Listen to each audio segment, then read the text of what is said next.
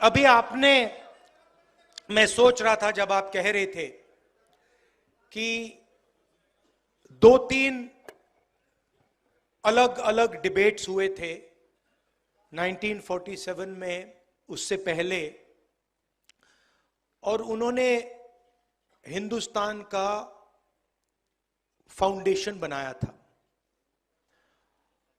और आपने कहा कि अब वही जो फाउंडेशनल आइडियाज हैं उनको तोड़ा जा रहा है,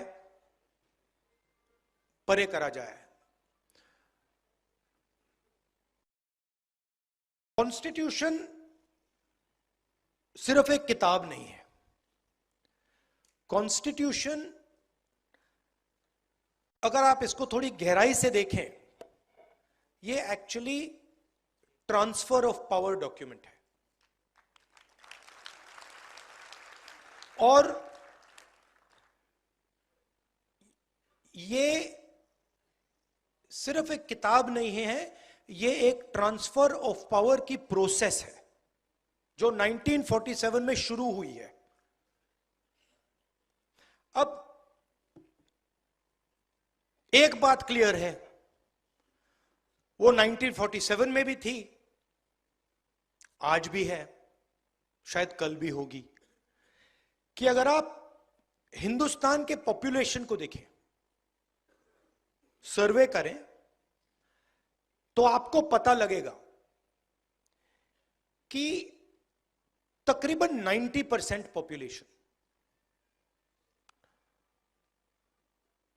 दलित, आदिवासी, ओबीसी, माइनॉरिटी। ये फैक्ट है, इसको कॉन्टेस्ट नहीं किया जा सकता। और मेरे लिए एक ही इंटरेस्टिंग सवाल है कि अगर हम कॉन्स्टिट्यूशन को पढ़ें और उसमें साफ लिखा है कि हिंदुस्तान के हर व्यक्ति को के साथ एक जैसा बर्ताव होना चाहिए, it is also a document of equality. So it is a document of transfer of power, it is a document of equality. तो मेरे लिए सवाल इंटरेस्टिंग यही है कि भैया 90% के पास कितनी भागीदारी है, यही सवाल है, और कोई सवाल ही नहीं है। क्योंकि अगर 90% का पार्टिसिपेशन है ही नहीं, तो फिर डिबेट का क्या मतलब? डिबेट चलती जाए, वो 5% 10% डिबेट कर रहे हैं, 90% डिबेट में तो है ही नहीं। क्यों? अगर आप हिंदुस्तान के नैरेटिव को देखें और पावर स्ट्रक्चर को देखें, चाहे वो कॉर्पोरेट स्ट्रक्चर हो, चाहे हमारे मीडिया में जो हमारे दोस्त हैं वो हो, चाहे ब्यूरोक्रेटिक स्ट्रक्चर हो, उसमें 90% की आवाज ही नहीं है। और मैं ये लाइटली नहीं कह रहा हूं, मैंने इसको स्टडी किया है। तो 90% लोग नैरेटिव में है ही नहीं। आप मीडिया को देखिए,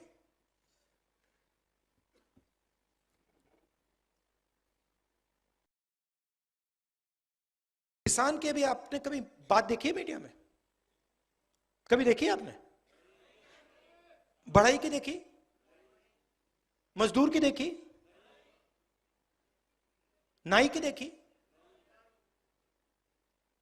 जो सफाई कर्मचारी हैं उनकी बात देखी? नेवर। मतलब ऐसा चल रहा है कि ये 90% है ही नहीं। अब इसका आइडिया था कि ये जो 90% हैं, ये डिबेट में शामिल हो, इनको डिबेट के औजार मिले, इनको भागीदारी मिले, इनको पार्टिसिपेशन मिले। अब मान लीजिए यहां पे हम 10 लोग बैठे हैं और मैं माइक लिया हूं और मैं भाषण कर रहा हूं और उनको माइक ही नहीं मिलता है, तो डिबेट किस बात की हो रही है?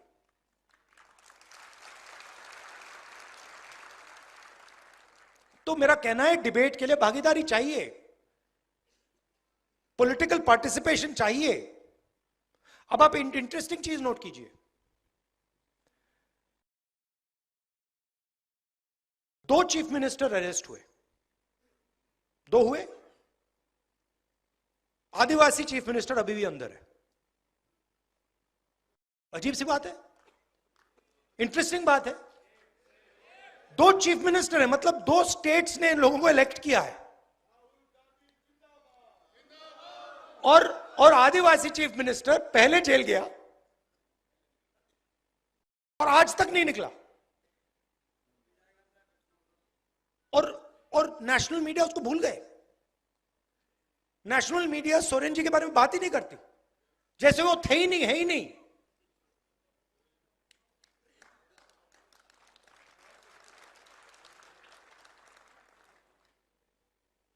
मायावती जी भ्रष्ट हैं, मगर नवीन पटनायक भ्रष्ट नहीं है। लालू जी भ्रष्ट हैं। बड़ी इंटरेस्टिंग बात है, मतलब ऑटोमेटिकली फ्रेमिंग हो जाती है। कोई ट्राइबल, आदिवासी हो, दलित हो, पिछड़ा हो, उसकी फ्रेमिंग हो जाती है कि ये भैया ये है, और 2 अलग अलग कानून चलते हैं, रूल्स चलते हैं। मैंने कल कहा, Uber driver, truck driver, bus driver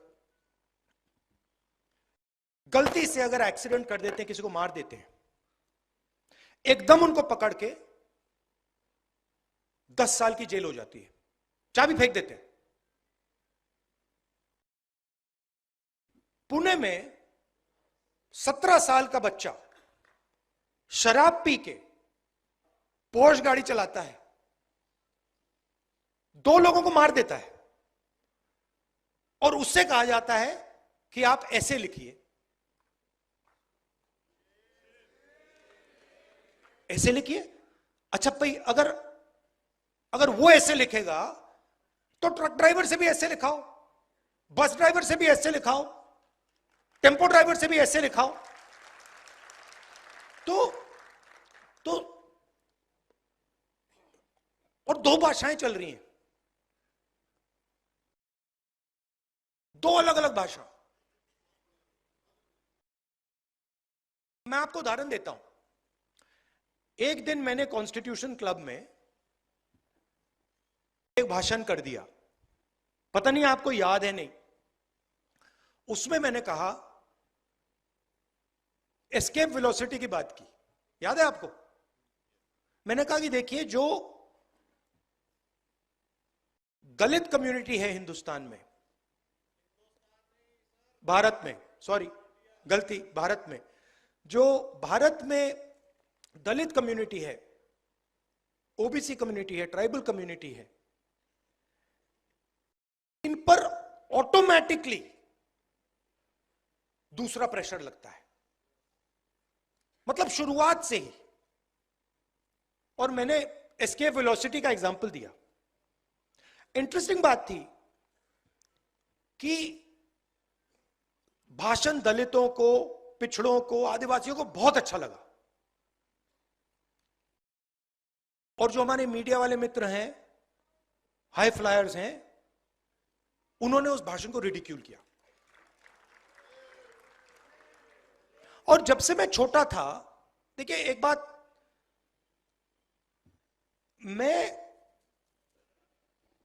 जब से मैं पैदा हुआ हूं, 1970 जून 19, तब से मैं सिस्टम के अंदर बैठा था। मैं सिस्टम को अंदर से समझता हूं। मुझसे आप सिस्टम नहीं छुपा सकते। कैसे चलता है, किसको फेवर करता है, किस प्रकार से फेवर करता है, किसकी रक्षा करता है, किसको अटैक करता है, यह सब मुझे मालूम है, दिखता है, क्योंकि मैं उसके अंदर से आया हूं।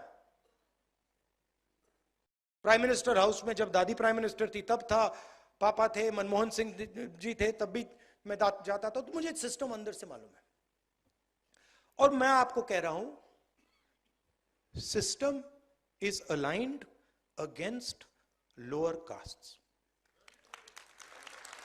मतलब भयंकर तरीके से,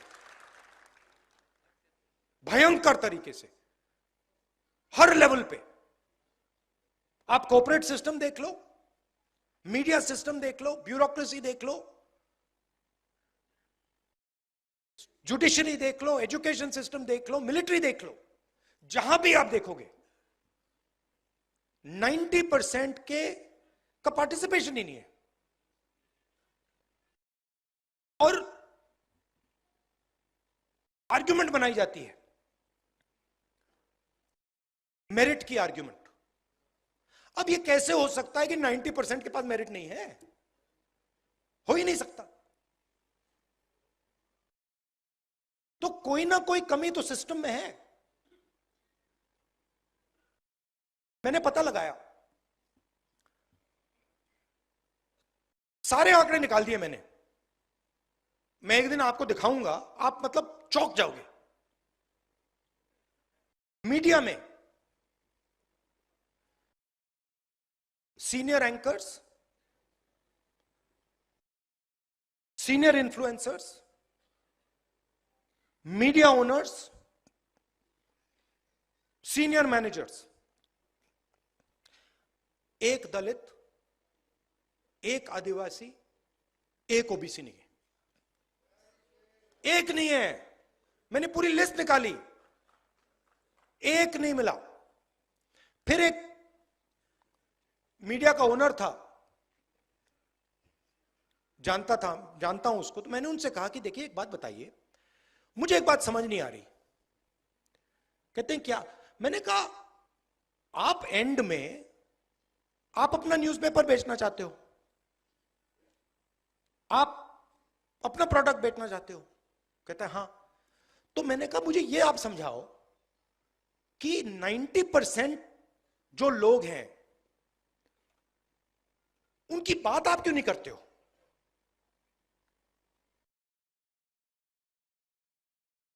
चुप हो गया। फिर मैंने कहा मेरे लिए एक काम कीजिए, आप जाके पता लगाइए कि आपके न्यूज़पेपर में जर्नलिस्ट्स, ये बाकी लोग ओबीसी कम्युनिटी, दलित कम्युनिटी के कितने हैं? जवाब नहीं दिया मुझे, चुप, वापस नहीं आया। और ये हर लेवल पे हो रहा है। आपने अदानी जी की बात की,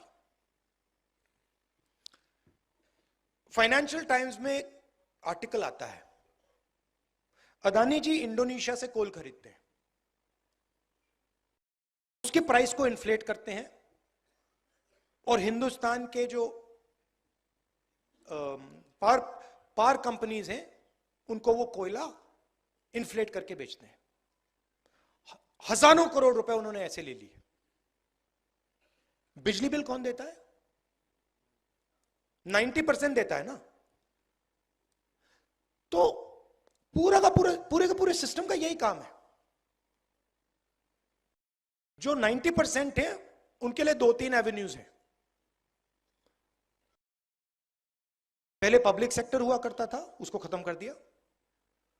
रेलवेज है, उसको खत्म कर रहे हैं। आर्मी में आप रिस्पेक्टेबल जॉब पा सकते थे, उसको खत्म कर दिया, उसको मजदूर बना दिया, अग्निवीर बना दिया। और फिर आप मनरेगा देखिए, 90% की वहां पे आपको लिस्ट मिल जाएगी। मजदूरों को देखिए, वहां 90% मिल जाएंगे। और मेरे लिए फ्रैंकली अब ये पॉलिटिकल बात नहीं रही है इसमें, मुझे मतलब ये अब पॉलिटिकल, मेरे लिए पॉलिटिकल बात नहीं। मेरे लिए अब ये मिशन है, इसको मैं छोड़ूंगा नहीं।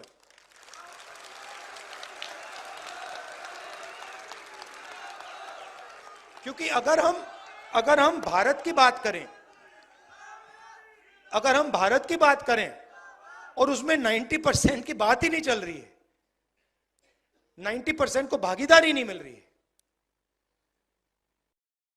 तो ये कैसा भारत है?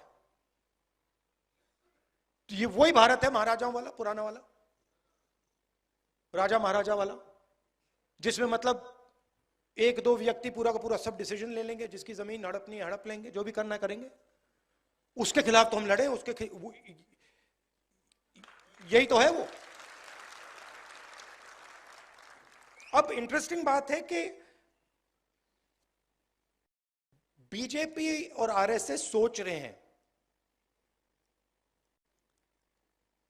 उनकी कॉन्फिडेंस लेवल देखकर, कि वो ये लड़ाई जीत गए, मगर उनको ये बात समझ नहीं आ रही है कि एक्चुअली वो लड़ाई अभी हारने वाले हैं, और जितना ये इसको पीछे ले गए हैं, उससे 10 गुना ये आगे जाने वाला है, और इसको कोई रोक नहीं सकता है, कोई भी नहीं रोक सकता इसको, क्योंकि ये 90% की फीलिंग है, और 90% कह रहा है कि भैया यहां पे हमारे सारे रास्ते बंद हो गए। अब मैंने एक सिंपल सी चीज कही है, कोई डिसीजन लेने की जरूरत नहीं है, सब डिसीजन छोड़ दीजिए।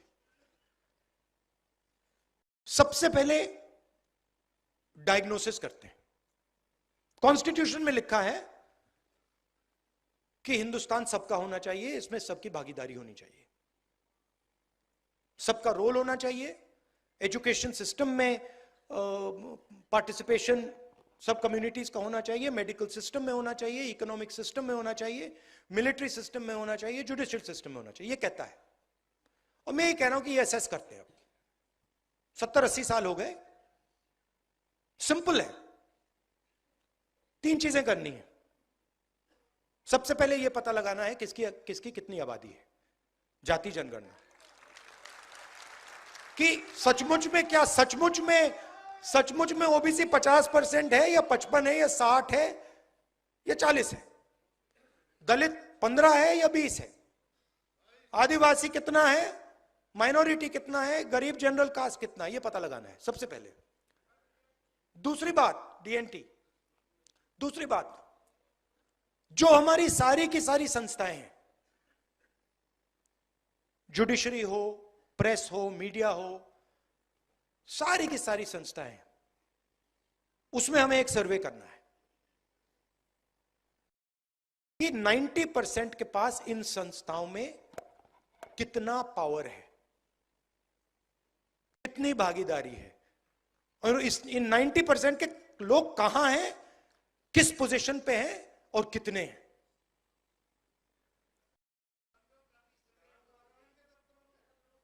हाँ, यह दूसरी बात है। और तीसरी बात इकोनॉमिक फाइनेंशियल सर्वे, कि हिंदुस्तान का जो धन है वो कितना किसके हाथ में है, उसका कितना भाग दलितों के पास है, कितना भाग आदिवासियों के पास है, कितना भाग ओबीसी के पास है, कितना माइनॉरिटी के पास है, कितना गरीब जनरल कास्ट के पास है। और हमारी सरकार आएगी तो मेरी पहली प्रायोरिटी ये 3 काम होंगे। और डायग्नोस्टिक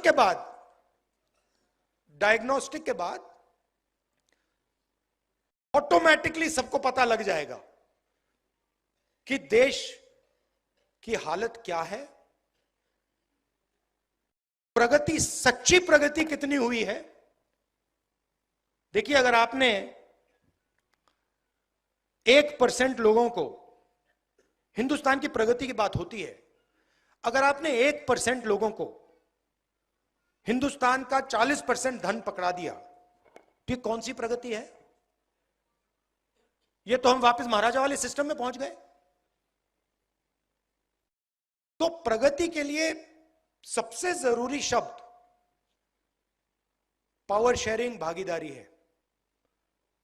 एक और बड़ी फैशनेबल चीज चली है कि भाई मोदी जी बहुत कहते हैं हमने ओबीसी को, दलित को इज्जत दी।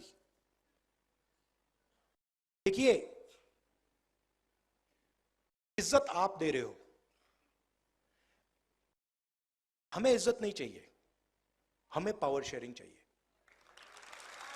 आप अपनी इज्जत रखिए, आप अपनी इज्जत रखिए। जिस दिन दलितों को, आदिवासियों को, पिछड़ों को पावर शेयरिंग में जगह मिल गई, इज्जत अपने आप मिल जाएगी, आपकी कोई जरूरत ही नहीं। तो ये आइडिया कि ऊपर से इज्जत दी जाएगी, अमीर लोग गरीबों को इज्जत देंगे, ना, कोई जरूरत नहीं है। आप अपनी इज्जत रखिए, उठा के रखिए अपनी इज्जत, हमें नहीं चाहिए। हमें पावर शेयरिंग चाहिए, हमें इंस्टीट्यूशन में जगह चाहिए, और हमें डायग्नोसिस चाहिए कि ये हिंदुस्तान की सच्चाई है। आज ये सच्चाई है, 70 साल पहले वो सच्चाई थी, आज ये सच्चाई है, और सच्चाई के बल पर हम आगे जा पाएंगे। तो ये मैं आपसे कहना चाहता था। और ये आजकल फैशन चला हुआ है, मोदी जी के लोग कह रहे हैं कि भैया हम इसको बदल देंगे, ये इसको हम चेंज कर देंगे, इसको फेंक देंगे, इसको फाड़ देंगे। ये आप लोग ये सपना मत देखिए, आपकी बस की नहीं है। इसको कोई छू नहीं सकता है, कोई शक्ति नहीं छू सकती है, और जो छुएगा उसका मुकाबला हम सब करेंगे। ये और ये जो है ना किताब, ये एक और बात इसके बारे में कहना चाहता हूं। ये लोग कहते हैं कि ये किताब इंडिपेंडेंस के टाइम बनी है, ये गलत है। ये किताब बहुत पहले बनी थी, इसको इस फॉन्ट में नहीं रखा गया था। मगर अगर आप गुरु नानक जी से बात करते तो वो भी कॉन्स्टिट्यूशन की ही बात कर रहे थे। अगर आप बुद्धा से बात करते तो वो भी कॉन्स्टिट्यूशन की बात कर रहे थे। नारायण गुरु जी की बात कीजिए, बसवना से बात कीजिए, अंबेडकर जी से बात कीजिए, फूले जी से बात कीजिए, सब के सब बेसिक प्रिंसिपल्स इसी किताब के थे। तो हम 50 साल पुरानी लड़ाई नहीं लड़ रहे हैं, हम हजारों साल पुरानी लड़ाई लड़ रहे हैं। और अगर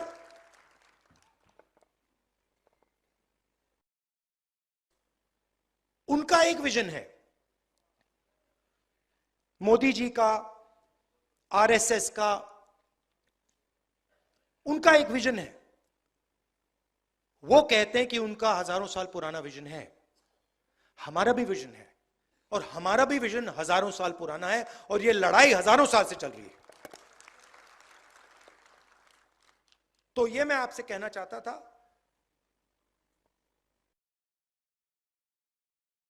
एक्चुअली आप मुझे रास्ता देते हैं, क्योंकि आपका एक्सपीरियंस है। मैं अगर कहूं कि जो दलितों के दिल में फीलिंग आती है उसको मैं समझता हूं, वो गलत है। तो मेरा काम आपकी जो फीलिंग है उसको समझने का है, आपका जो दर्द है उसको समझने का है, और आपके साथ मिलकर लड़ने का है। और मैं आपको यह कहना चाहता हूं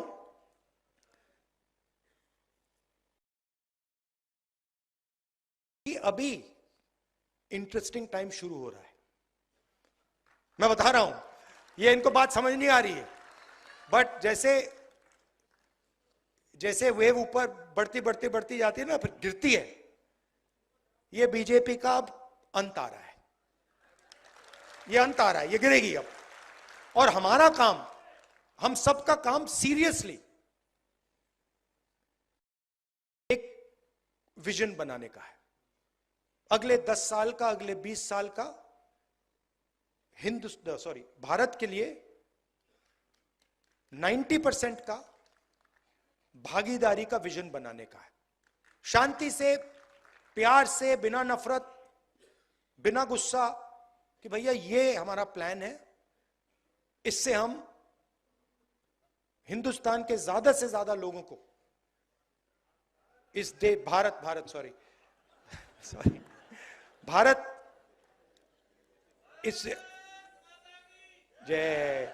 इससे हम ज्यादा से ज्यादा लोगों को इस देश की प्रगति में, इस देश के फ्यूचर में हम शामिल कर सकें। और ये लंबा रास्ता है, हम सब एक साथ इस पे चलेंगे और बहुत अच्छा रिजल्ट आएगा। आप सबका दिल से बहुत बहुत धन्यवाद। एक बार फिर माफी मांगता हूं, थोड़ा लेट हो गया।